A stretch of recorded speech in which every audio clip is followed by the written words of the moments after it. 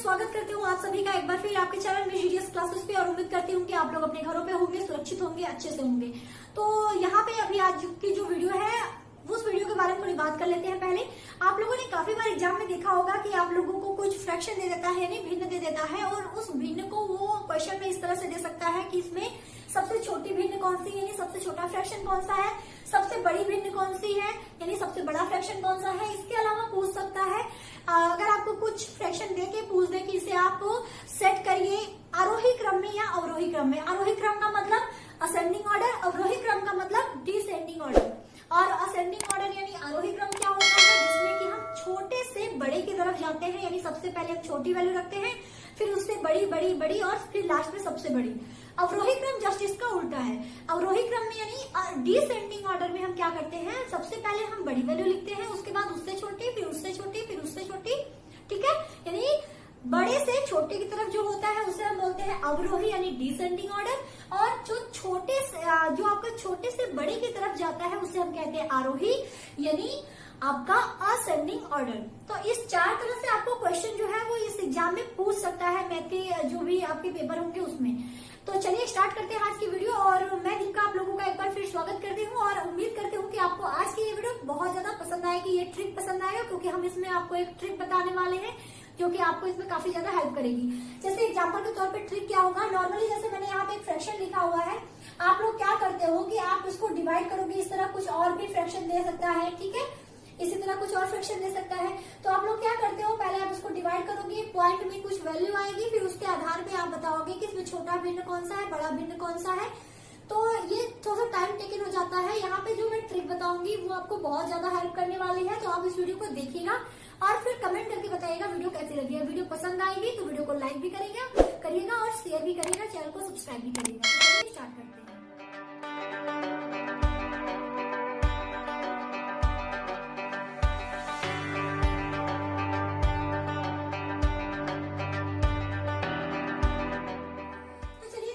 Trick क्या है हमारा, जैसे हम नॉर्मली हमने यहाँ पे कुछ अगर मैं लिख देती हूँ फ्रैक्शन, कोई भी फ्रैक्शन मैं यहाँ पे लिख देती हूँ कुछ इस तरह से, ठीक है। मैंने तीन फ्रैक्शन यहाँ पे, तीन भिन्न हमने यहाँ पे लिख दिया। अगर हमें इसमें से पूछे कि सबसे छोटी भिन्न कौन सी है और सबसे बड़ी भिन्न कौन सी है, या फिर क्वेश्चन पूछे कि आप इसे असेंडिंग ऑर्डर यानी आरोही क्रम में रखें, डिसेंडिंग ऑर्डर में अवरोही क्रम में सेट करें, तो किस तरह से आपको करना है।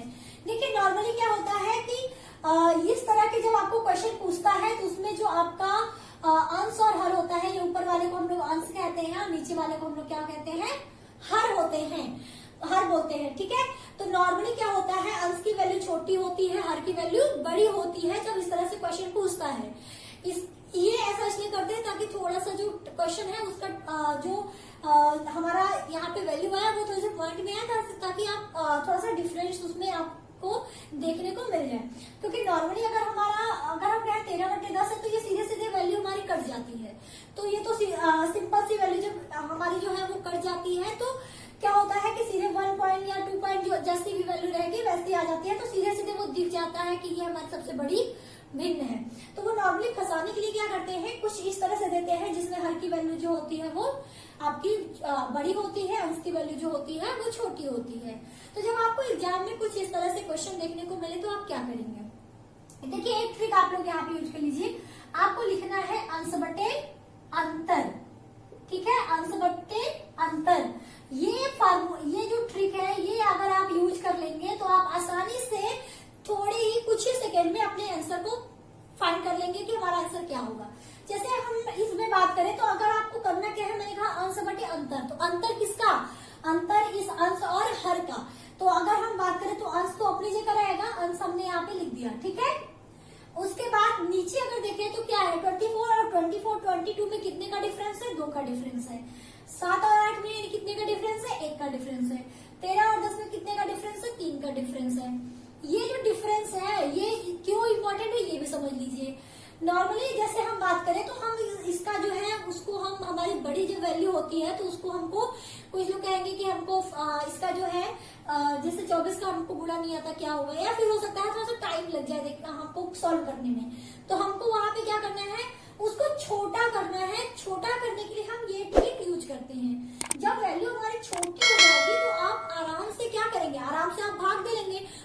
आपका भाग आ जाएगा तो आप उसके अकॉर्डिंग अपना आंसर भी रख सकते हैं।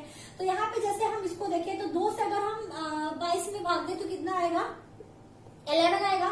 1 से 7 में 7 आएगा। और 3 का 10 में दे तो क्या कितना आएगा, 3 पॉइंट में समथिंग कुछ आएगा, ठीक है, पॉइंट में आएगा।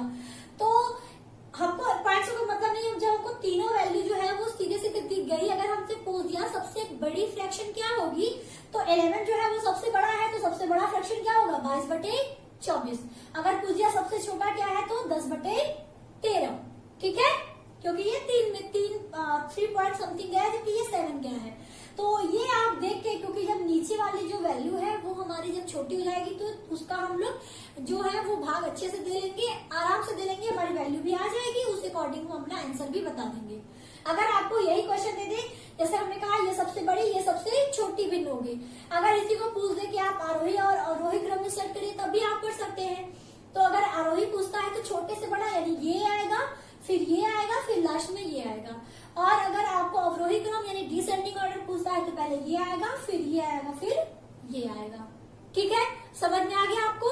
जैसे हम कोई और भी एक ले लेते हैं, हम एक और क्वेश्चन लेके चेक कर लेते हैं, फिर उसके बाद आपको बताते हैं। हम यहाँ पे एक और क्वेश्चन रख लेते हैं, जैसे हमने रख लिया 2/7, हमने रख लिया 4/6, हमने रख लिया 8/11, ठीक है, 11 हो गया। और हम इसके अलावा कुछ और भी रख लेते हैं, जैसे हमने रख दिया 14/17, ठीक है, ठीक है, ये हमने रख लिया।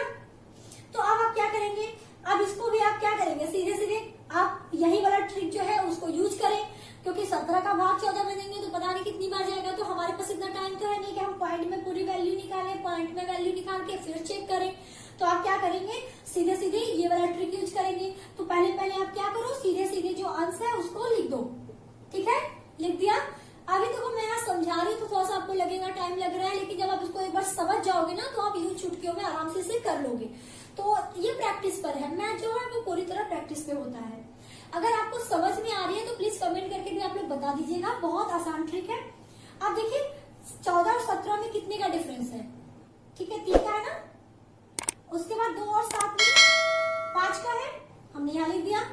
उसके बाद 4 और 6 में 2 का है, 8 और 11 में 3 का है। तो आपको 3 का भी आता होगा, 5 का, 2 का, 3 का, इनका गुणा आपको आता है, तो आप इसका कहने कहीं डिवाइड आराम से कर लोगे।